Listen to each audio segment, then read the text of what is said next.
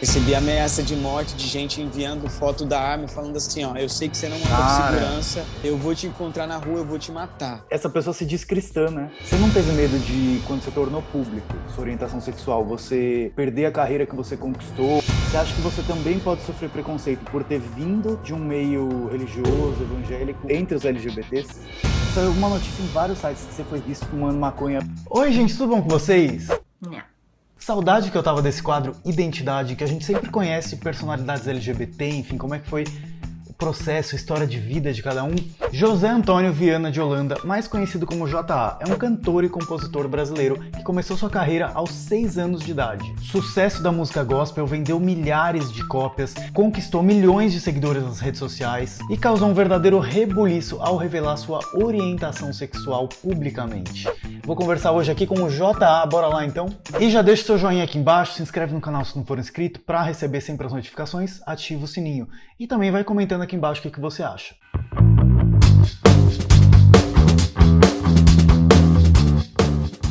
Bom, primeiro bem-vindo aqui. Obrigado. Faz muito tempo que eu queria te entrevistar. Então eu sempre começo esse quadro perguntando de qual letrinha ali da sigla LGBTQIA+, que a pessoa se identifica. Qual que é a sua? Cara, eu me identifico como bissexual. Primeiro, obrigado por essa oportunidade de estar aqui, valeu mesmo. Já faz tempo que a gente está tentando combinar isso aqui, né? Então, beleza. Então, vamos lá. Jota, você nasceu numa família religiosa, certo? Quando que você percebeu que sua orientação sexual era diferente daquilo que te diziam que devia ser? Eu acho que esse momento primordial aconteceu quando eu estava na escola, porque até então o ambiente onde eu estava era um ambiente totalmente opressor, né? Então eu não tinha essa liberdade de conversar sobre esse assunto com ninguém. Então acho que foi na escola quando eu comecei a perceber que eu tinha uma atração, e também a gente começou a conversar com outras pessoas, entre grupos de amigos. Inclusive tinha um grupo de amigas que eram lésbicas, e elas tinham uma história incrível dentro da escola de amor. Escola? Assumidas? Dentro da escola, assumidas, só que fora da escola elas não poderiam nem se tocar por medo, né, do que poderia acontecer. Então eu já fui ficando meio que alerta de tipo assim, não tem nada errado comigo, mas eu tenho que me proteger da sociedade que ainda é muito homofóbica lá fora. Então, mas na escola sabiam de você, não? Só sabiam delas? Não sabiam, na escola eu poderia falar sobre mim, era muito legal isso. E tinha os burburinhos, né? Mas como todo mundo também tinha medo, porque a maioria dos adolescentes são filhos de pais cristãos no Brasil, né? Sim. Então meio que as pessoas tinham a mesma realidade que eu, apesar de eu ter uma carreira e tal, mas essa realidade também eles se identificavam muito. Então era ali que eu tinha esse ambiente de conversar, de poder falar sobre esses assuntos. Acho que foi ali que eu me descobri de fato mesmo. Beleza, com a escola, ok. E com a sua família, como é que foi? A sua família que é minha religiosa família, e tal, né? A minha família foi um pouco complicado. Eu acho que a mãe, ela sempre sabe, né? Não tem, acho que assim, também. ela não quer acreditar, mas a mãe, ela sempre sabe. Mas, acho que foi em 2014, eu tive uma conversa com a minha família e eu falei sobre a minha orientação sexual. Minha mãe, assim, ela fez um drama do caramba no momento, chorou que só, mas ela achou que aquilo era um momento, era uma fase. Acho que eles acreditaram também que por eu ser bissexual e trazer uma namorada, aquilo ali tinha a ver com uma mudança. E quando eu falei com ela... Tem 50% de chance de você não contrariar ela, né? Pelo menos ali, na cabeça dela. Exatamente. Na verdade, quando eu falei com ela, eu falei que eu era totalmente homossexual.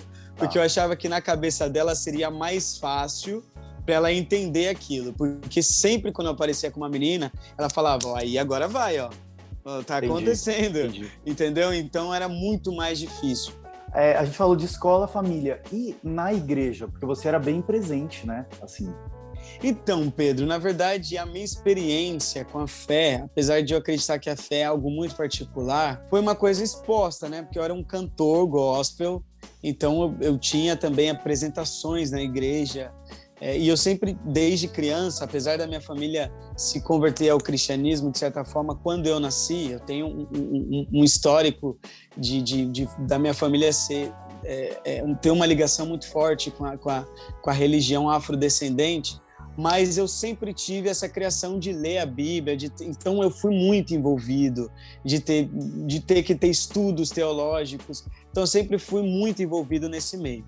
Então, para mim, foi muito complicado, porque eu tinha uma certa responsabilidade de não só ter a minha crença, mas também de alguma forma levar para as pessoas isso. Então era uma responsabilidade muito grande. Um certo momento eu tive uma certa dúvida de que eu poderia seguir ou não com um personagem. No personagem que eu digo de tipo assim, as pessoas nunca saberem sobre a minha orientação sexual. Tipo, ficar no armário, que nem tem muitos famosos que ficam, né? Hoje em dia ainda. Exatamente. Não somente na religião, né? Até mesmo na televisão eu conheço muitas pessoas que têm que ficar no armário por causa do trabalho. E é curioso. Ao mesmo tempo... Que você sendo bissexual, você sabe que uma vez eu li uma notícia de que da sigla LGBT, a letra B é quem tem mais gente no armário. Justamente porque, como, sei lá, se você estivesse relacionando com uma menina, ninguém vai achar nada de estranho. E, sei lá, quando você tiver uma relação com um menino, aquilo vai ser escondido e muitos acabam aceitando essa realidade, vivendo a vida desse jeito. E para você, aquilo você não conseguia, né? Com certeza, exatamente. Eu acho bem complexo ainda, até mesmo para as pessoas que são LGBTs entender isso. Agora, além da questão pessoal e da igreja, você teve a questão profissional, porque você era um cantor, ou você é um cantor muito bem sucedido da música gospel, você chegou a ser indicado a Grammy.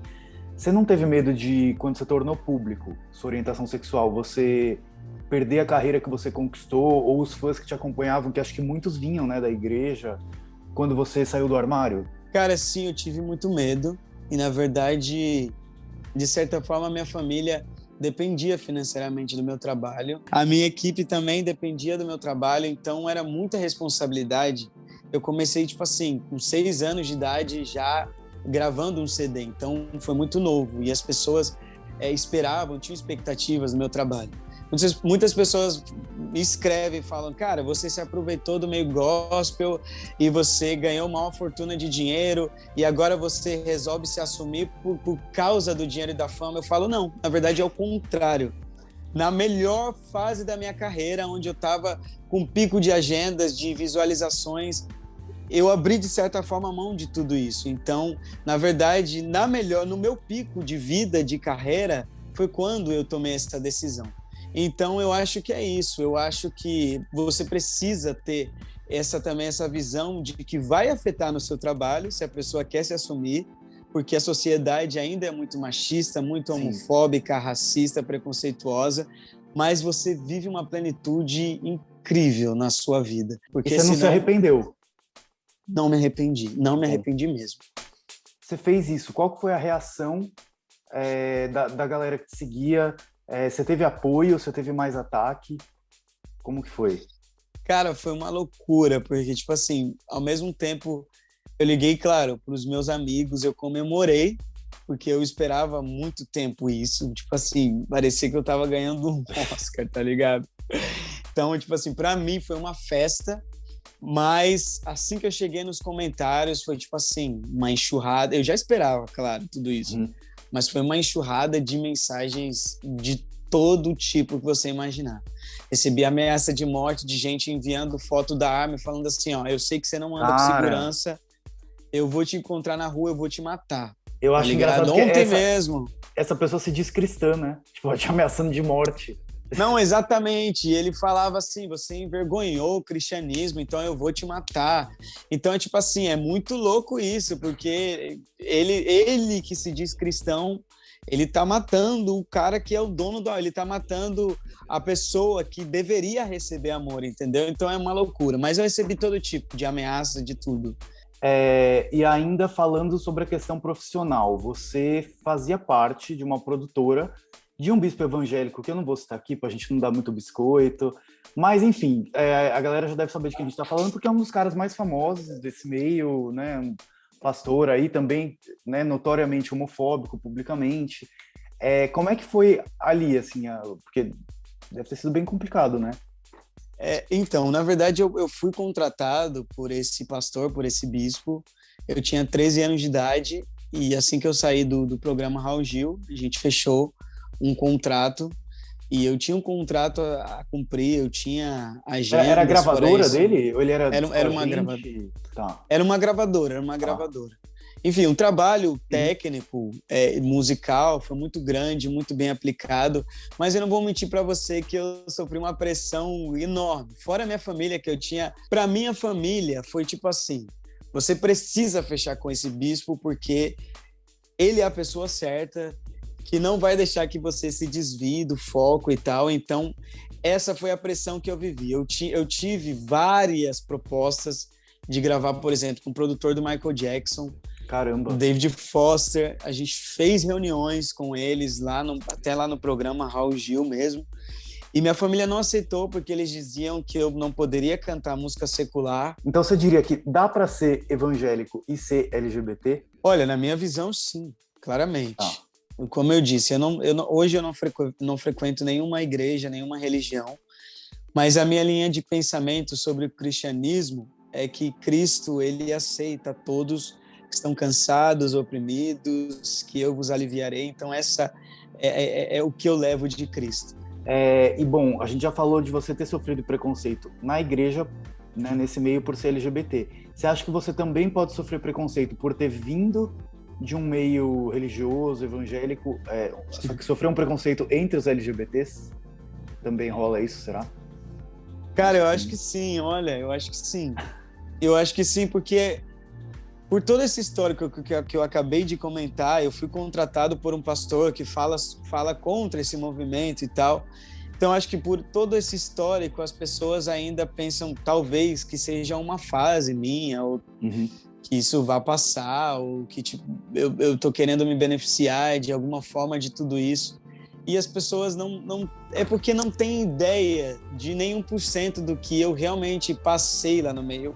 Hoje eu estou expressando isso através da arte, que eu vou lançar várias canções abordando sobre esse assunto, vídeos falando sobre esse assunto, mas eu acho que é uma construção ainda do novo Jota. Eu acho que eu não vou dizer que é certo esse preconceito, mas eu acho que sim, as pessoas têm que me conhecer melhor, e se elas me derem essa oportunidade de que eu me apresente como o José Antônio, que é meu nome verdadeiro, mas como eu mesmo, eu acho que vai ser bem legal, vai ser bem interessante e vai ajudar muitas outras pessoas também. Saiu uma notícia em vários sites que você foi visto fumando maconha. Eu fui buscar no Google os sites gospel, os sites, tipo, eles falam assim, ó, JA voltou às drogas, parece que você sabe, o Rafael Williams, assim, tipo, parece que tipo, é Amy Winehouse. Mas enfim, o que foi essa história, afinal? Cara, na verdade, desde que eu me assumi, eu fiz uma promessa a mim mesmo de ser irreverente com tudo, assim, de ser uma pessoa totalmente original, de ser transparente com as pessoas. Eu não tenho o costume de fumar todos os dias. Você dá um tapa na pantera? Mas, cara, se me der vontade de fumar, eu fumo e posto. Fuma aqui e toma um chá. Isso aí as pessoas falam, cara, você tá viciado em drogas, Sim. Você é isso, aquilo, e isso me dá mais ânimo de continuar postando isso, porque a gente precisa quebrar esse padrão de preconceito que as pessoas têm de subjugar as outras pela aparência, entendeu? Você com certeza representa muitos jovens que têm uma fé e se sentem acuados por serem eles mesmos e seguir uma fé, uma religião que muitas vezes não aceita, que condena, fala contra eles. O que você diria para essa pessoa que provavelmente vai estar assistindo esse vídeo agora e que conselho que você falaria para ela? O meu conselho hoje do que eu tô vivendo é você se autoconhecer. Acho que você deve preservar isso. Nem todas as pessoas têm a oportunidade de se assumir. Tem muita gente que é homossexual ou LGBTQIA+, que estão numa família totalmente homofóbica, dependem financeiramente dos pais. Tem muita gente que me escreve, Jota, você me aconselha que eu me assuma? E eu acho que cada pessoa tem o seu tempo de fazer isso, entendeu? Mas eu acho que o que eu posso dizer para as pessoas é que elas se autoconheçam, que elas preservem isso, que elas possam viver essa liberdade de ser elas mesmas, entendeu? E se vocês estão em algum sistema, qualquer sistema religioso, eu acho que você deve também preservar o seu bem-estar, de você estar num lugar onde você se sinta bem, se sinta acolhido, e é isso. E vocês que quiserem Muito fácil me encontrar lá no Insta, tá como JA. Vamos lançar música nova agora, então fiquem ligados. Tem muita coisa incrível. Agora eu vou contar a minha história através das canções. Então tá no Spotify, tô no Spotify, tô no iTunes, em todas as plataformas, YouTube. Me segue lá. Tamo junto. Valeu mesmo.